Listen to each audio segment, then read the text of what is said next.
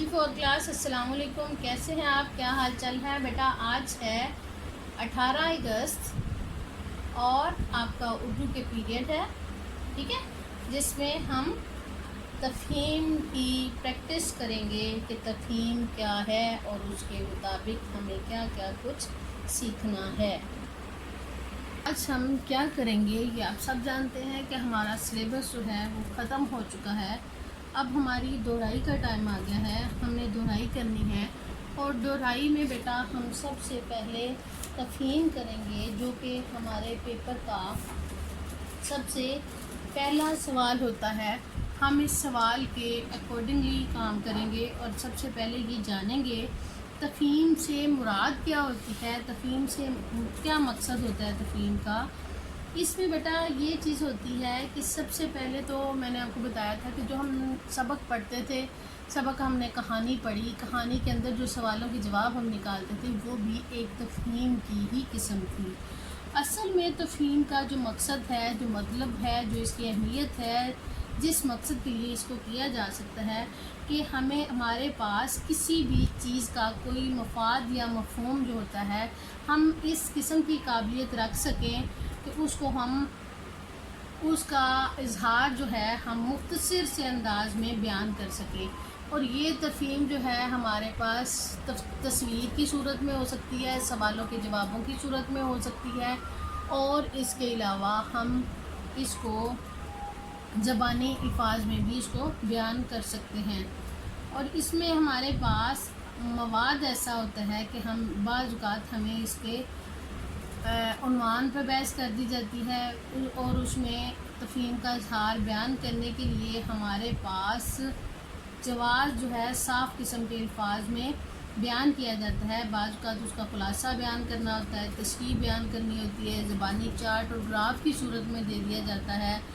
और इस मामले को मुकम्मल करने के लिए, उसकी वजाहत बनाने के लिए हमें तरतीबवार ग्रोहबंदी करनी पड़ती है और अपने अल्फाज को बयान करना होता है, ताकि हमारी किसी किस्म की रद्दो बदल की वजह से कोई गलत सवाल ना हो जाए। तो बाज़ औक़ात हमें वो सवालों की सूरत में मिल जाती है, बाज़ औक़ात कोई सरगर्मी दी जाती है जिसमें कोई कहानी आ जाती है, किसी का मरकज़ी ख़्याल लिखना होता है। बाज़ औक़ात पूछा जाता है कि आपकी पसंदीदा चीज़ें क्या हैं, आपके चार्ट्स क्या हैं, आपकी मसरूफ़ियात क्या हैं, आप उनको किस किस तरह बयान कर सकते हैं। ठीक है, ये था इसका मुख्तसर था तारुफ़। तो अब हम क्या करेंगे कि हमारे पास एक इबारत है जिसको हम पढ़ेंगे और उसकी हम फिर तफ़हीम करेंगे। ठीक है, ये हमारे पास एक सफ़े पर तफ़हीम की इबारत है, इस इबारत को हम पढ़ेंगे। ठीक है, फिर हम इसके सवालों के जवाब निकालेंगे कि इसके सवालों के जवाबों का मकसद क्या है। ये फुर्ती का खेल है, ये खेल ज़्यादातर लड़के खेलते हैं। इसको खेलने के लिए किसी टूटे हुए मिट्टी के पुख्ता बर्तन से 5 टुकड़े बना लिए जाते हैं और उसके बाद उसको ज़मीन पर एक दायरा बनाकर उसमें इन टिपों को ऊपर नीचे रख दिया जाता है। इसके बाद थोड़े थोड़े से फासले पर एक निशान लगा दिया जाता है और फिर एक रबड़ या कपड़े की गेंद ली जाती है जिसे खिद्दो कहा जाता है। खेलने का तरीका ये है कि खिलाड़ी 2 टोलियों में तकसीम हो जाते हैं। कोई सिक्का उछाल कर टॉस कर लिया जाता है। टॉस जीतने वाली टीम के लड़के निशान वाली जगह की तरफ खड़े हो जाते हैं और टॉस हारने वाले खिलाड़ी दायरे के पास खड़े हो जाते हैं जिसमें ठीपे रखे होते हैं। फिर टॉस जीतने वाली टीम का एक आदमी निशान वाली जगह पर खड़ा होकर ठीपों का निशाना लगाता है। अगर ठीपे गिर पड़े और मुखालिफ टीम वाला उसको मुखालिफ टीम का कोई आदमी गेंद को ना पकड़ सके तो खेल शुरू करने वाला गिरोह भाग उठता है।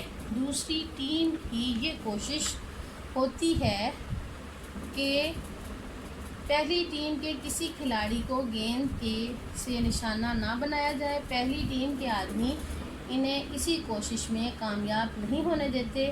پہلی ٹیم کے کھلاڑی چھیپوں کو دوبارہ جوڑنے کی کوشش کرتے ہیں، جبکہ دوسری ٹیم کے کھلاڑی انہیں گیند سے نشانہ بنانے کی مسلسل کوشش کرتے ہیں۔ اگر پہلی ٹیم کے کھلاڑی کو گیند لگ جائے تو اس کی باری ختم ہو جاتی ہے۔ بیٹا اکثر آپ لوگوں نے بھی یہ کھیل کھیلا ہوگا، نہیں کھیلا تو اپنے کسی بہن بھائی کو، اپنے کسی دوست کو، کسی نہ کسی کو آپ نے کھیلتے ہوئے دیکھا ہوگا۔ یہاں یہ کھیل اس طرح کا بیان کیا گیا ہے۔ اصل میں یہ کھیل ہے جسے ہم پٹھو گرم کہتے ہیں، اور یہ جوش اور پھرتی والا کھیل ہے۔ اس کے اب ہمارے پاس اس کے سوالات ہیں۔ سب سے پہلا اس کا سوال یہ ہے کہ اس اقتباس میں کس کھلاڑی کا تذکرہ ہے، یعنی کس کھیل کا تذکرہ اس میں ہے، کہ یہ کھیل جو ہے ہمارے پاس پھرتی کا کھیل ہے، اس میں پھرتی کے کھیل کا تذکرہ ہے۔ ٹھیک ہے، یہ آپ کے شروع پہ ہی لکھا ہوا ہے، یہ کھیل پھرتی کا ہے، اور اس اقتباس میں بھی پھرتی کے کھیل کا ذکر کیا گیا ہے۔ اب انہوں نے پوچھا کہ ٹھیپے سے کیا مراد ہے، تو بیٹا ٹھیپا وہ چیز ہے کہ کسی مٹی کے برتن کو توڑ دیا جاتا ہے، اس کی بیس سیدھی کر لی جاتی ہے، اس کے 5 ٹکڑے سیدھے کر کے کچھ اس کو مٹی کے پختہ برتن کے ساتھ کر لیتے ہیں، کچھ لکڑی کے ساتھ اس کو کر لیتے ہیں۔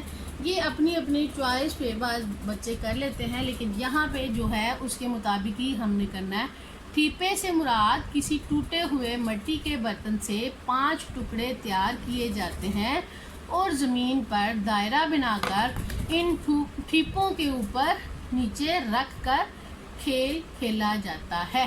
ٹھیک ہے، اب کھدو کیا ہے بیٹا؟ کھدو وہ ہے جو پرانا کپڑا یا پرانے ربڑ یا پرانی لکڑیاں وغیرہ گھاس پھوس سے بچے خود ہی اس کو رول کر کے گول کر کے راؤنڈ کر کے ایک گیند بنا لیتے ہیں، اس کو کھدو کہتے ہیں۔ کھدو ایک ربڑ یا کپڑے کی گیند کو کہتے ہیں۔